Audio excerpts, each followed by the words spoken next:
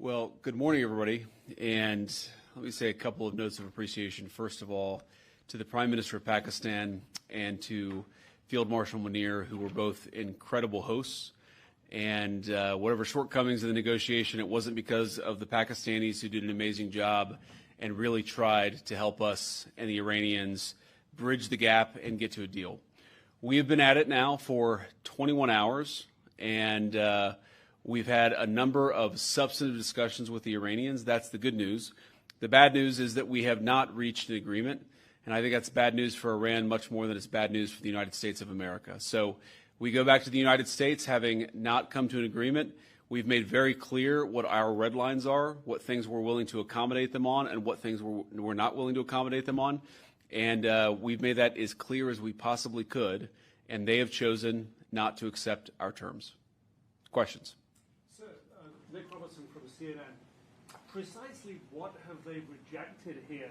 Can you help us understand it a little bit? Well, I won't go into all the details because I don't want to negotiate in public after we've negotiated for 21 hours in private. But the simple fact is that we need to see an affirmative commitment that they will not seek a nuclear weapon, and they will not seek the tools that would enable them to quickly achieve a nuclear weapon. That is the core goal of the President of the United States, and that's what we've tried to achieve through these negotiations.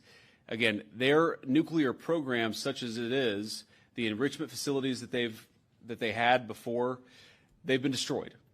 But the simple question is, do we see a fundamental commitment of will for the Iranians not to develop a nuclear weapon, not just now, not just 2 years from now, but for the long term? We haven't seen that yet. We hope that we will.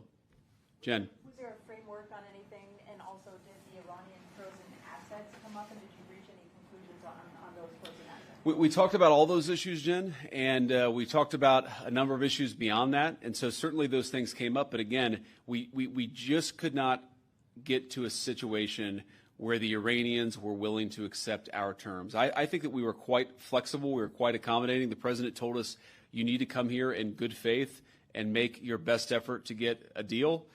We did that. And unfortunately, we weren't able to make any headway. Preston. Mr. Vice President, how often did you communicate with President Trump throughout the negotiations? There were reports that there were multiple rounds where there were breaks in between negotiations. How often did you communicate with the President throughout those rounds, and what was he saying as you were going through these negotiations that you said fell short? Yeah, obviously we were talking to the President consistently. I don't know how many times we talked to him, a half dozen times, a dozen times over the past 21 hours. We obviously also talked to Admiral Cooper, to Pete, to Marco, to the entire national security team. We talked to Scott Bessent a number of times. So look, we were constantly in communication with the team because we were negotiating in good faith. And we leave here with a very simple proposal, a method of understanding that is our final and best offer. We'll see if the Iranians accept it. Thank you. Did you going back to war, Prime Minister Netanyahu at all today? What about the Strait of Hormuz?